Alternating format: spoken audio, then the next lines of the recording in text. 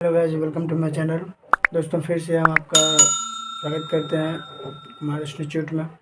और आज जैसा कि आपको पता होगा कि हम फ़िलहाल प्राचीन भारत के स्रोत या प्राचीन भारत के बारे में जो हमें जानकारी मिलती है वो कौन कौन से स्रोतों से मिलती है, इसके ऊपर हम वीडियो लगातार लेकर चले आ रहे हैं पिछले कुछ दिनों से। तो हालांकि हम इसका पार्ट 1 और 2 पहले ही अपलोड कर चुके हैं। आज हम पार्ट 3 लेकर आए हैं, जिसमें कि एक बार रिमाइंड करने के लिए दोबारा से बता दें। पार्ट 1 में हमारा ऋग्वेद से संबंधित जानकारी था। पार्ट 2 में सामवेद और यजुर्वेद से संबंधित जानकारी थे। और अंतिम, जैसा कि हम लोग जानते हैं कि वेद 4 है, तो चौथा यानी अंतिम जो हमारा है वो अथर्ववेद से संबंधित जानकारी। आज हम अथर्ववेद के जो लेखक हैं वो हैं अथर्वाणी ऋषि। अर्थात ये जो अथर्ववेद लिखा गया है वो कौन लिखे हैं, तो अथर्वाणी ऋषि। ठीक है। इसमें कुल जो मंत्र, और हम लोग जानते हैं वैसे भी कि जो वेद हैं वो मंत्र यानी ऋचाओं से बने हुए हैं। वो गद्य खंड में होते हैं, वो पद्य खंड में होते हैं। इसके बारे में हम पहले भी वीडियो में बता चुके हैं। तो ये जो अथर्ववेद में कुल 731 मंत्र हैं। ठीक है। और कुल 6000 इसमें पद्य हैं। ठीक है। तो ये भी आपको समझ में आ जाएगा।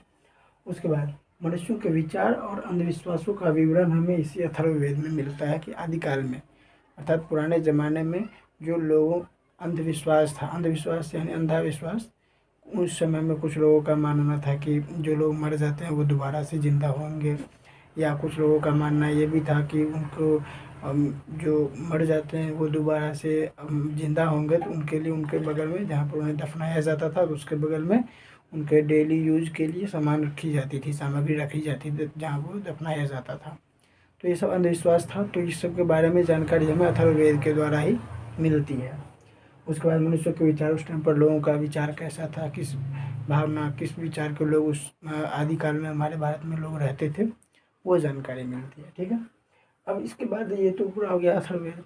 अब अथर्ववेद में तो हम लोग लगभग सारी जानकारी प्राप्त कर ही लिए हैं। अब उसके बाद आता है कि वेद में, अर्थात ये जो हम अभी तक जो जानकारी प्राप्त करते चले आ रहे हैं, उसके बाद ये मेन मुख्य कारण ये बनता है कि वेदों को पढ़ने के लिए या वेदों को अच्छे तरीके से समझने के लिए उसको बांटा गया है। ठीक है। तो इन सभी वेद को जो बांटा गया है उनको वेदांग कहते हैं। वेदों के जो अंग हैं उनको वेदांग कहा गया है। ठीक है। तो ये पूरा वेद के जो है लोग टोटल 6 अंग होते हैं। कितने होते हैं, तो ये 6 अंग होते हैं। ये पूरे 6 अंग हैं। फर्स्ट है, पहला है शिक्षा।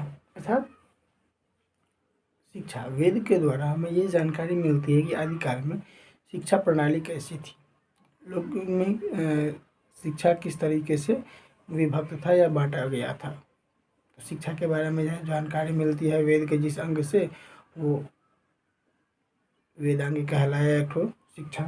दूसरा है ज्योतिष, अर्थात ये भी शिक्षा से ही संबंधित है, जो कि ज्योतिष अर्थात जिसमें भविष्य के बारे में जानकारी की जाती है।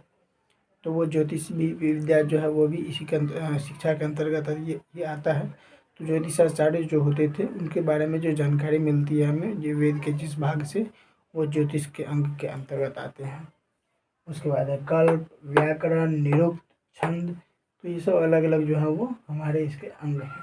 ठीक है। आशा करते हैं आप लोग समझ गए होंगे। और हमारा जो अगला टॉपिक है वो होने वाला है क्या, तो पुराण।